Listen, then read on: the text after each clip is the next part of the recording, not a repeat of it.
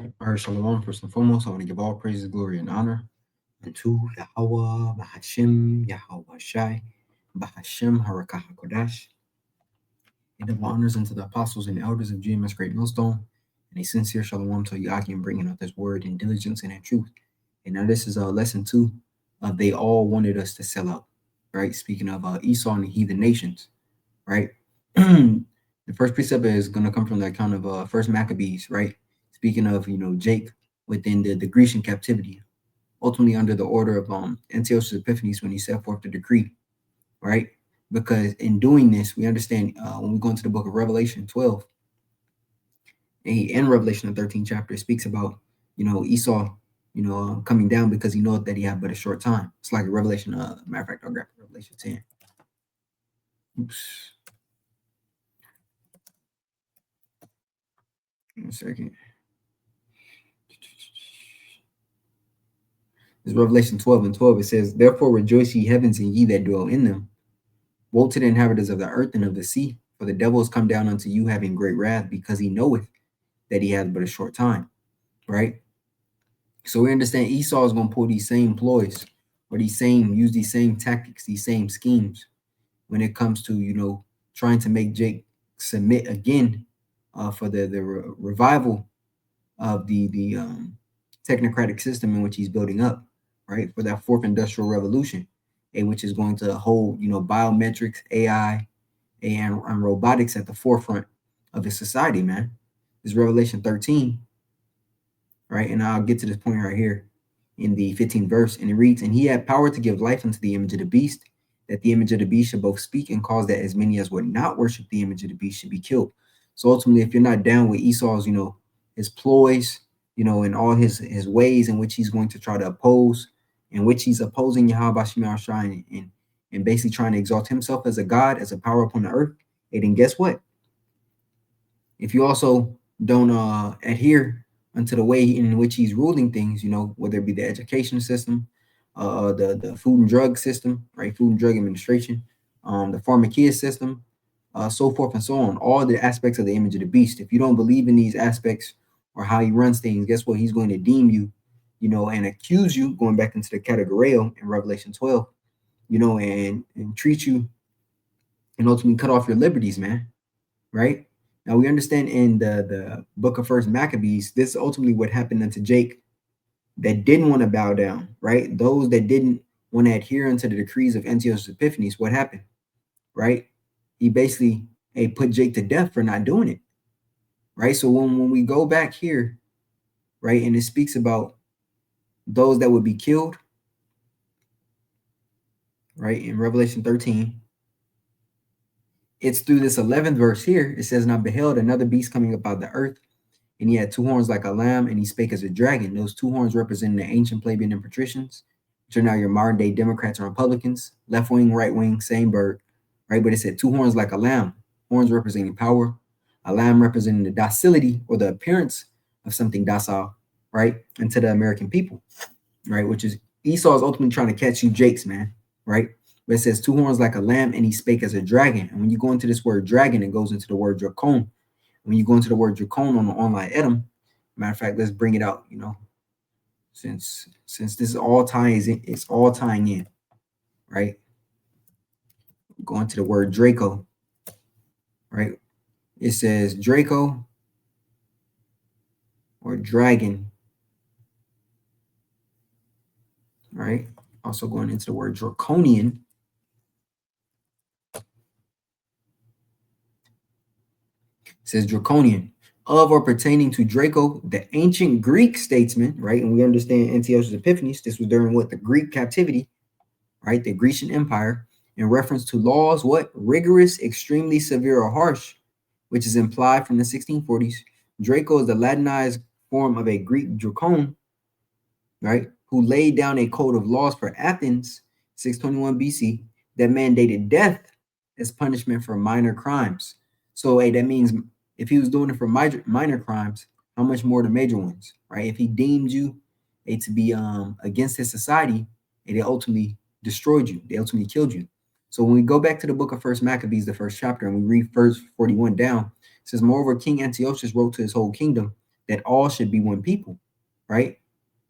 And it's funny because you read in the book of Genesis about the Tower of Babel, how all was trying to become one people then.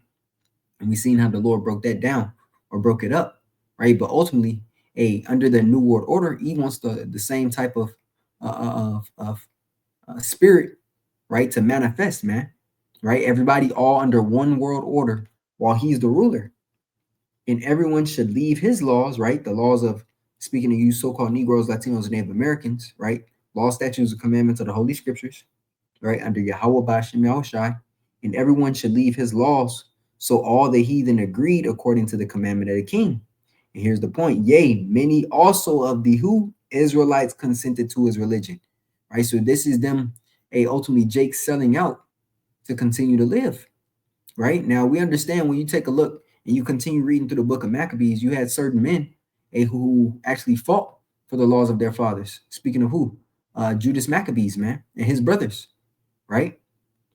And they fought on behalf of Jake keeping forth their heritage, man. And the Lord was with them through all those battles. If you haven't read the book of First and Second Maccabees, do it, man. Very, very edifying. Very spirit building, man. Right? Edify means to build. It says, yea, many also of the Israelites consented to his religion and sacrificed unto idols and profaned the Sabbath. So Jake gave up who they were to become what? Grecians. He and these nations have always wanted us to sell out, man, because they understand the further and further we are away from our power, what happens? Ultimately, we lose our strength. So I'm going to keep reading this, and I'm going to get that in the book of Judith, the 5th chapter. It says, for the king has sent letters by messengers unto Jerusalem in the cities of Judah that they should follow the strange laws of the land. And what were some of these laws, right? Hey, when we go into the writings of Apostle Paul, and you see that Jake was what? Eating meat offered unto idols, things strangled, filled with blood, right? Jake was branding themselves, becoming Greeks. Hence, why when we go into the book of Acts, it tells us this, right? Acts 16 at the top, it says, then came he to Derbe and Lystra, and behold, a certain disciple was there named Timotheus, right? Timothy, the son of a certain woman who was a Jewess. His mother was Jake. It says, and believed, but his father was a Greek. Now here it is that Timothy is an Israelite. So how is his father a Greek, right? This in itself shows you that his father was not a Greek, an actual Greek, man, right? But he was a Jew, an Israelite, living in the customs of those of the Grecians. Let's see if the blue letter is actually going to define it right, and not just say he was an actual Greek, because he was not an Edomite, man. His father was a Israelite. Helen, right? Beautiful. Greek. It says either a Greek by nationality, right? It says whether a native or the mainland or the Greek islands of colony. So this was not who he was. He was not a Greek by nationality. It says in a wider sense, the name embraces all nations. See, and even eat through this leaven in here. He said in the wider sense, the name embraces all nations, not Jews. No, it is concerning the Jews, right? We just read the account in First Maccabees of Israelites who consented unto the religion of the king and became Jews through what?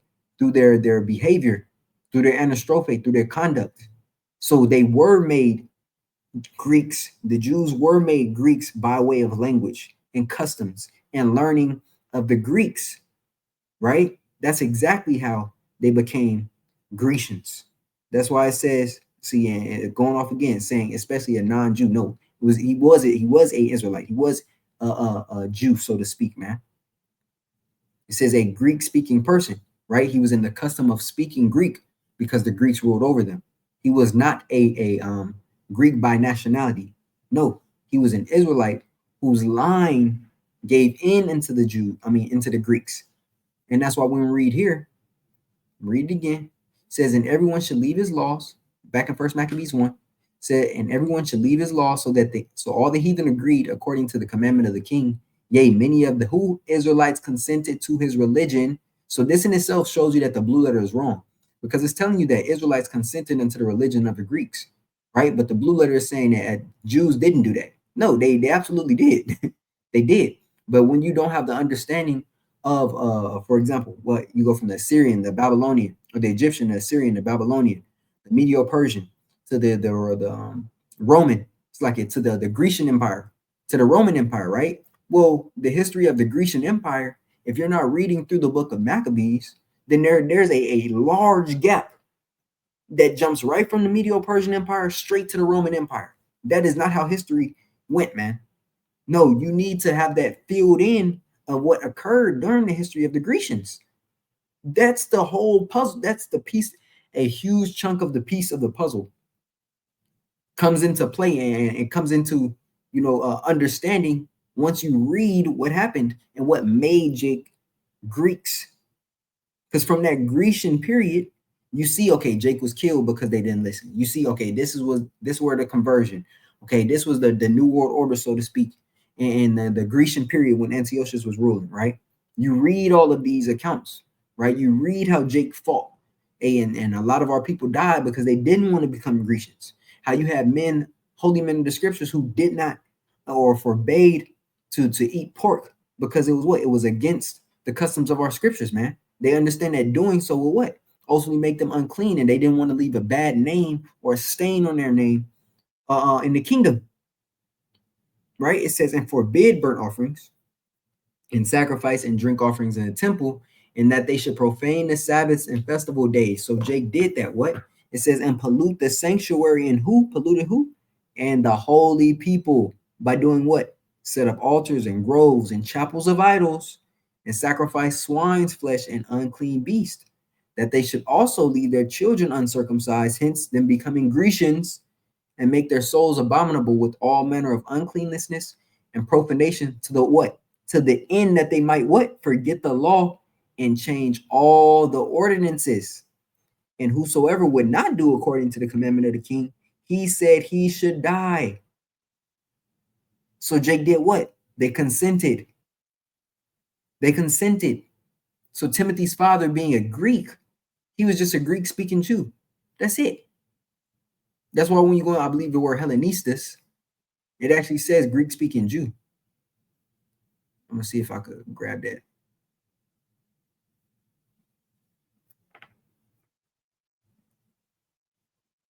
Is it this one? Let's see.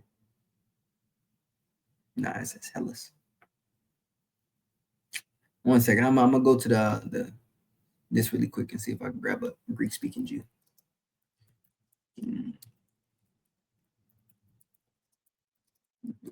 Letter. Let's see if this pops up.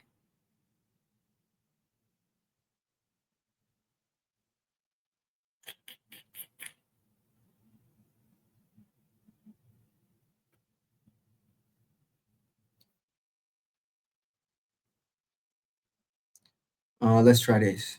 See if it actually brings up the word. I was in Acts. I'm gonna grab here to Hellos.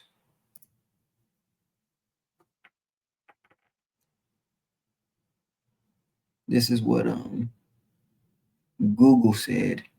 Let's see if they're on point. I doubt it. Nope. Nevertheless, his father was an Israelite, man. We read the history on what occurred to Jake during the time of Antiochus Epiphanes, of that decree saying any Israelite consenting into the religion of their fathers were to be put to death, right? But this was the tactic he used in order for our people to what? To ultimately sell out and become Grecians, man. Jake did it to spare their lives, right? Hey, in the society before we woke up, before Yahweh Shemashah put the spirit on us to wake up, what happened? Hey, we were Gentiles, man, in a Gentile state of mind, right? But guess what? When you take a look at all of these nations, they've all had a part in us getting further and further away from our heritage. That's why Jeremiah 17:4 says what it says, man. And thou even thyself shalt discontinue from the heritage which the Lord thy power have given thee, right? So they're all guilty. Psalms 83 at the top, it says, keep not thou silence, O Yahweh, hold not thy peace, and be not still, O power. For lo, thine enemies make a tumult, and they that hate thee have lifted up the head. They have taken crafty counsels, right? They devise crafty schemes against your people. They conspire against your precious ones in the NLT, right? Back in the KJV, verse 4, they have said, come and let us cut them off from being a nation, that the name of Israel may be no more remembrance. So we've seen that the Greeks did it, and we're seeing that the rest of these nations are consulting together to cast us away from that excellency in which the Lord has placed upon us, man. Right? When you read this in the NLT, it says, "Come," they say, "let us wipe out Israel as a nation." And they did it by way of what? Of colonization, right? They did it by way of what? Of ultimately conquering, beating our heritage out of us, right? And now you even have men, in all these different religions telling a so-called Negroes, Latinos, Native Americans, men and women, telling you that you're not an Israelite, man. Still doing the bidding of Satan, still doing the bid of their master Esau, man. Completely sold out. It says we will destroy the very memory of its existence. Yes, this was their what? Unanimous decision. They signed a treaty as allies against you. These Edomites, you see the first enemy, and Ishmael, Moab, and the Hagrites, the Balites, Ammonites, and who? The chief house of Edom, right here, the JOOs. It says, and people from Philistia and Tyre. Assyria has joined them too, and is allied with the descendants of Lot. So you see all of these individuals coming up against us to cast us down, right? So when you take a look at history, right, these nations understood that the further and further we got away from Yahweh Shema Shai, ultimately, our power was stripped from us. So I grabbed this account here in the book of Judith, the 5th chapter, in the 17th verse. It reads, "Their God hates wickedness." This is speaking about us, right? Their God hates wickedness, and this is the GNT, by the way. It says their God hates wickedness, and as long as they did not sin against him, they prospered. But when they disobeyed him, they suffered heavy losses in many wars and were finally taken away as captives to a foreign country. Right? It says the temple of their power was leveled and their cities were occupied by their enemies. But now that they have returned to their power, they have come back home from the countries where they have been scattered. And what we're seeing now is our people standing up upon, as the scriptures say, that exceeding great army, right, standing upon their feet, right, and those two prophets that tormented them, speaking of the southern and the northern kingdom, right, and you see us prophesying through the spirit and power of Yahweh Shema Shai all across the world. It says they have again taken possession of the city of Jerusalem, and ultimately Yahweh Shema Shai is going to deliver his elect, right, in all the places in which we were scattered. Those who are of the elect and the 1/3 are going to be beamed up, right, and not tasted that second death. It says they have again taken possession of the city of Jerusalem where their temple is, and have resettled in the mountains that have remained uninhabited. Sir, if these people are now sinning against their power, even unknowingly, and if we can be sure that they are guilty of some offense, we can successfully attack them. But if they have not disobeyed the law of their power, Yahweh Ba'ashem Yahushai, then you should leave them alone, or he will defend them, and we will be disgraced before the whole world. And he is going to be disgraced before the whole world. Right? When we go into the book of Isaiah, it's like a Wisdom of Solomon, the 5th chapter, and it speaks about those that stood in great boldness in the face of those that have afflicted us. Right? It said, "We fools account his life for madness and his end to be without honor. How is he numbered among the children of the Most High?" Right? So all the tactics in which these nations have used in order to, destroy us, ultimately Yahweh Shema Shai isn't allowing those same tactics to work on us anymore. Hence, us coming into the knowledge of the truth, and those men standing up and actually fighting for what's right, man. Right? Jake has done enough damage by giving their hand unto this devil and believing in their ways, man. And as we get closer and closer into the end, you still gonna see niggas selling out, man. Your favorite rappers, right? Your favorite actors and actresses, they're all going to be fighting for in a way that it persuades other Israelites, of you so-called Negroes, Latinos, Native Americans, to bow down and accept of their MOTB, man, right? But the scripture tells us this: what shall we say then? Romans 8:31. What shall we then say to these things? If Yahweh be for us, who can be against us? And that's the point, man. If the Most High Yahweh Shema shall be for us, who can be against us, right? Because these nations have used many tactics to destroy us, and yet Yahweh Shema Shai has us to rise again as his nation and preach, right? And prophesy the evils that our people have done, man. Telling them to repent, to come back, and ultimately fight for him spiritually. We can go through all these different accounts of history where Jake has, and whether it's been giving themselves over into the heathen women and worship their gods, or have willingly given their hand into the heathen to become one as them, or under the guise of, hey, you join us or die. And Jake saying, hey, well, we don't want to get killed, so hey, we're just gonna become heathens, man. But guess what? Hey, the Lord has the spirit hot upon us, man. He has it hot upon us, right? So this is just another way that they all wanted us to sell out, right? Because they know the further and further away we are from our power, the more through we become, right? But guess what? Yahweh Shema Shah has a remnant. And that's why the scripture says this in the verse 33. It says, he that spared not his own son, verse 32, but it's like it, but he that spared not his own son, but delivered him up for us all, speaking of Yahweh Shah's blood being the atonement for the elect, how shall he not with him also freely give us all things? Who shall lay anything to the charge of Yahweh by Shema Shah's elect? It is the Most High that justifieth, right? And guess what? His elect are blameless. His elect are blameless. So on this side, hey, we got to stand stiffly, man. Hey, even Ezra said this. I commended those who stood stiffly and for Yahweh Shem Shai, man, when he seen forth that the ceremony take place in the chariot, man. He said, I commended those. And it is beautiful when you read that, because we understand Ezra was in the crowd, also being crowned, right? Hey, but he didn't know, right? Nevertheless, that was just the point of the lesson, man. Hey, ultimately, Jake being in a state where they're destitute or far away from their power makes us become conquered, right? So these nations love when we sell out and give in to them, because they know they'll have the upper hand. But when we stay on our power, right? When we trust and confide in Yahweh Shema Shai, a run to that strong tower, a stay locked into that pavilion, guess what? Yahweh Shema Shai, it has us as a nation that is unstoppable, man.